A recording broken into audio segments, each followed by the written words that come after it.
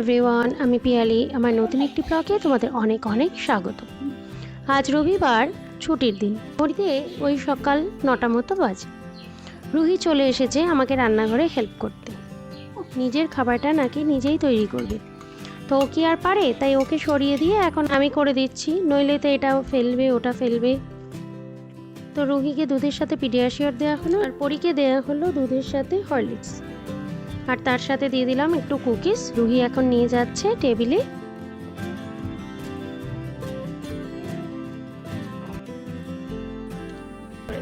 অকেশনটা কি আজকে ইভিনিং এ? তাই তুমি আজকে ফার্স্ট পার্টিসিপেট করবে? কোন গানে? সুন্দর করে বলো। তাই, আচ্ছা, তাহলে সবাইকে একটু গুড মর্নিং বলে দাও, জোরে করো। আমি চলে এসেছি এবার সকালে ব্রেকফাস্ট করতে। আজকে করব ওদের পছন্দের প্যানকেক আর চকলেট সস। প্যানকেকটা আজকে ময়দা দিয়ে করব না, আজকে করব ওটস দিয়ে। আপেল ছিল, সেটাকে টুকরো টুকরো করে কেটে নিচ্ছি।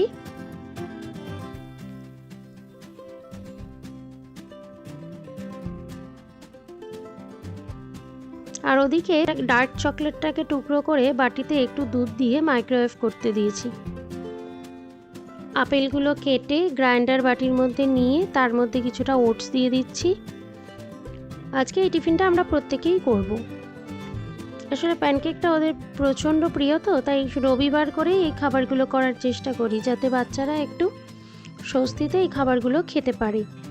তো তার মধ্যে দিয়ে দিলাম 2 চামচ বেকিং পাউডার, আর দিলাম বেকিং সোডা, একটু বাটার দিয়ে দিচ্ছি, অয়েলটা ইউজ করছি না, আর দিচ্ছি পরিমাণ মতো দুধ একটা স্মুথ ব্যাটারের জন্য। ব্যাটারটা হয়ে গেছে, এবার প্যানে একটু বাটার দিয়ে প্যানটাকে গ্রিস করে নিচ্ছি। তো তার মধ্যে ব্যাটারটা দিয়ে ছড়িয়ে দিচ্ছি প্যানকেকের আকারে। এবার একটু ঢেকে কিছুক্ষণ ওয়েট করব, তারপর এটাকে ফ্লিপ করে নিয়েছি। এটাকে আরেকটু কিছুক্ষণ সেকে প্লেটিং করে নেব। এভাবে একটা একটা করে ভেজে তুলব, এইভাবে একটা একটা করে তৈরি করে ফেলবো, কেন কি আজকে আমরা প্রত্যেকেই এই একই টিফিন করব।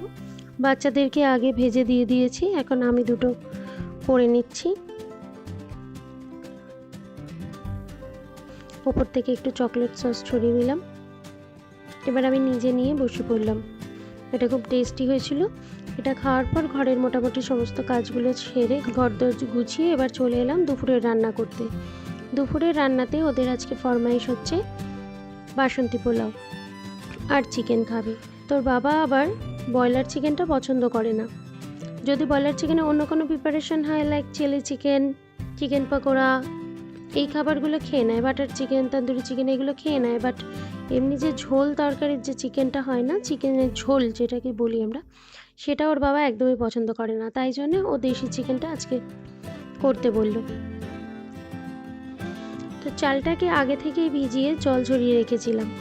এবারে কড়াইতে সাদা তেল আর পরিমাণ মতো ঘি দিয়ে, পরে গোটা গরম মশলা, তেজপাতা ফোড়ন দিয়ে চালটাকে দিয়ে দিয়েছি ভাজা ভাজা করতে। মোটামুটি চালটা ভাজা ভাজা হয়ে এলে এটাতে নুন আর হলুদ দিয়ে দেবো। হলুদটা একটু বেশি পরিমাণেই দিচ্ছি, কেন কি আমি খাবারে কোনো রকম ফুড কালার ইউজ করব না, কারণ ফুড কালারটা শরীরের জন্য খুব একটা ভালো হয় না বলেই আমার মনে হয়। তো এটা দিয়ে মোটামুটি ভাজা ভাজা হয়ে গেলে আমি এটাতে কিছুটা আদা বাটা দেব। আদা বাটা দিয়েও খুব ভালো করে এটাকে ভেজে নেব। তারপর এটাতে দেবো পরিমাণ মতো গরম মশলা। এই সমস্ত উপকরণ দিয়ে খুব ভালো করে এটাকে ভেজে নিয়ে যে বাটিটাতে করে আমরা চাল দিই, সেই বাটিতেই ডাবল পরিমাণে জল দিয়ে দেব। আমি এখানে এই বাটিটাতে করে চাল দিয়েছিলাম, তাই জন্য এটাতে করে জল দিচ্ছি, যাতে আমার বুঝতে সুবিধে হয়। জল দেওয়ার পরে আগে থেকে ভিজিয়ে রাখা কাজু বাদামগুলো এটাতে ঢেলে দিলাম। এবার এটাকে ঢেকে দিচ্ছি, এটা 10 মিনিট হাই ফ্লেমেই ফুটবে। মোটামুটিভাবে পোলাওয়ের জলটা কিন্তু মরে এসেছে। এবার এটাতে একটু পরিমাণ মতো চিনি দিচ্ছি, এটা একটু মিষ্টি মিষ্টি টাইপেরই করব। চিনিটা দিয়ে নাড়াচাড়া করার পর এটা সম্পূর্ণভাবে সিমে থাকবে 10 মিনিট। চিনিটা দিয়ে 10 মিনিট সিমে রাখার পর এখন কিন্তু চিনিটা গলে গেছে আর ভাতটাও প্রায় ঝরঝরা হয়ে গেছে।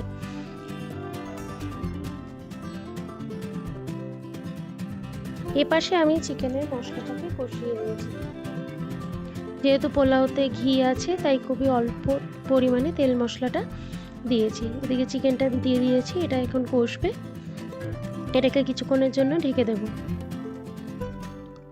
যেহেতু দেশি চিকেন, এটা কষতে একটু টাইম নেবে। আর এদিকে পোলাওটাও কিন্তু প্রায় ঝরঝরে হয়ে গেছে, ওপর থেকে দেখাই যাচ্ছে যে ঝরঝরে হয়ে গেছে। এদিকে চিকেনটাও প্রায় কষে গেছে, এটা আরেকটু কষবে, ততক্ষণ একটু ঢেকে দিই। বিকেলবেলায় আজকে ওদের নিয়ে যেতে হবে ডান্স প্রোগ্রামে। ওদের আজ অ্যানুয়াল শো নাচের। রুহি আজ প্রথম পার্টিসিপেট করবে, সেটা নিয়ে একটু টেনশনে আছি। এখন দেখা যাক, বিকেলে প্রচুর কাজের চাপ, দেখছি তোমাদের সাথে কতটা শেয়ার করতে পারি। এদিকে আমার চিকেনটা প্রায় কষে গেছে, এটাতে জল ঢেলে দিলাম। খুব একটা ঝোল রাখবো না, হালকা গ্রেভি গ্রেভি থাকবে। এবার এটাকে ঢেকে দেব, কিছুক্ষণ ফুটলে নামিয়ে নেব। তাড়াতাড়ি খেতে দিয়ে দিচ্ছি আজকে, কেননা ওরা খেয়ে উঠে একটু রেস্ট নেবে, তারপর ওদেরকে তৈরি করতে হবে। নাচের প্রোগ্রামটা কমপ্লিট করে আবার আছে সন্ধেবেলায় পৈতের একটা নিমন্ত্রণ। সেখানে যেতে যেতে বেশ রাত হয়ে যাবে, কেন কি প্রোগ্রামটা শেষ হতেই আমাদের প্রায় 9টা বেজে যাবে। ওখান থেকে এসে আবার রেডি হয়ে পৈতের অনুষ্ঠানে যাওয়া আছে। পরি রুহিকে যে জুয়েলারিগুলো পরানো সেগুলো পরিয়ে দিচ্ছে, নিজেও মোটামুটি রেডি হয়ে গেছে। রুহি একটু টেনসড মনে হচ্ছে, দেখা যাক কি বলে। তুমি কি নার্ভাস? নার্ভাস না?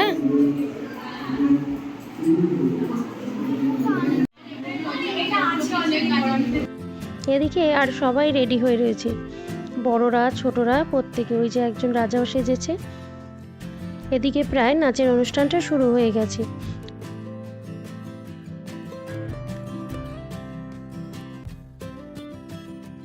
আর এই দেখো ছোট্ট ছোট্ট পরীরা সব একদম সাদা পোশাকে। ওদের এবার নতুন শো, তাই জন্য ওরা ওদের এই ড্রেসটাকে নিয়ে খুব উৎফুল্ল রয়েছে।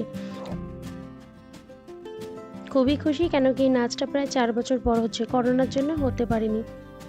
আর এদিকে বড়রাও তাদের গ্রিন রুমে নাচটা একটু দেখে নিচ্ছে। ম্যামের এক বান্ধবী, উনি কবিতা পাঠ করছেন আর তার সাথে ম্যাম নৃত্য পরিবেশনা করছেন।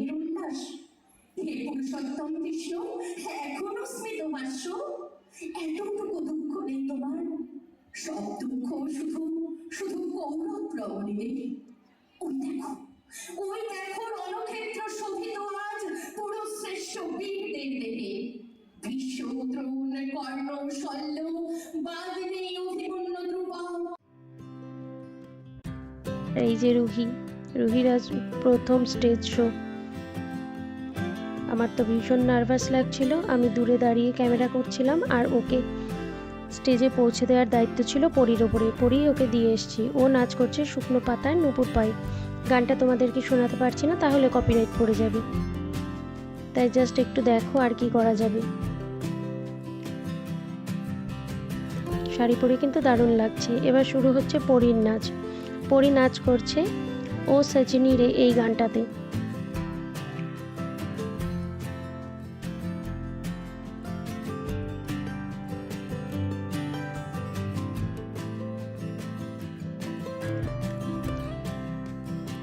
এই গানটা যখন ও নাচ প্র্যাকটিস করছিল, ও আমাকে দেখায়নি, ও নিজে নিজে প্র্যাকটিস করেছে আর ওর ম্যাম ওকে করিয়েছে। এখন তো আমি ওর সাথে যেতে পারি না, ও আর বোন দুজনে একসাথে নাচে যায়। ও আমাকে বলেছে তুমি একবারে স্টেজে দেখবে নাচ, তাই জন্য আমি স্টেজেই আজকে ফার্স্ট ওই নাচ গানের নাচটা দেখছি। তো ভালোই করেছো মনে হচ্ছে। কেমন হলো তোমরা কিন্তু অবশ্যই জানিও। নাচ থেকে চলে এসেছি, এবার তাড়াতাড়ি রেডি হয়ে যাব অনুষ্ঠান বাড়িতে। মোটামুটি কোনোরকমভাবে একটু মেকআপ করে নিয়েছি, রেডি ছিল নাচের প্রোগ্রামের। একটু চুলটা সেট করে দিলাম আর ড্রেসটা ঠিকঠাক করে দিচ্ছি। পরীকে রেডি করে এবার চলে এলাম রুহিকে রেডি করতে। ওই যে এক্সপ্রেশনের রানী, এক্সপ্রেশন দিচ্ছে দেখো আয়নার দিকে তাকিয়ে। ওই দেখো চোখ মুখ একেবারে অন্যরকম। নিমন্ত্রণ বাড়িতে যাবে না, ব্যাস ওর আর কি চাই। পোজ দেয়ার মাস্টার একেবারে। এখনও টেনশনে আছে, ও যে নিমন্ত্রণ বাড়িতে যাচ্ছে ওকে কি লিপস্টিক দেওয়া হবে কিনা সেটা নিয়ে এখন আমার সাথে কথাবার্তা চলছে। আমাকে পটানোর চিন্তা ভাবনা চলছে ওর, বিভিন্নভাবে কথাবার্তা। ওর কথা হচ্ছে দিয়া যদি লিপস্টিক দেয় তাহলে ও কেন দেবে না, এই নিয়ে এখন কথাবার্তা চলছে। হেয়ার ব্যান্ড একদম দিতে চায় না, সামনে চুলগুলো সবসময় এসে থাকবে কিন্তু হেয়ার ব্যান্ড ক্লিপ কিচ্ছু লাগাবে না। ও যে লিপস্টিকের বক্স নিয়ে এসছে কোনটা দেবে সেই শেডটা নিয়ে এখন আলোচনা। ওর পছন্দ মতো লিপস্টিকটা দেওয়া হবে কি না ও সেই টেনশনে ছিল। যাই হোক, ও পছন্দের লিপস্টিকটাই পেয়েছে। এবার আমিও রেডি হয়ে নিয়েছি এবং রেডি হওয়ার শেষে একটু নিজেও আয়নার সামনে দাঁড়িয়ে একটু ছবি তুলে নিচ্ছি। তাহলে আজকে ভিডিওটা এখানেই শেষ করছি। যদি তোমাদের ভালো লেগে থাকে লাইক কমেন্ট শেয়ার অবশ্যই করো। ততক্ষণ টাটা।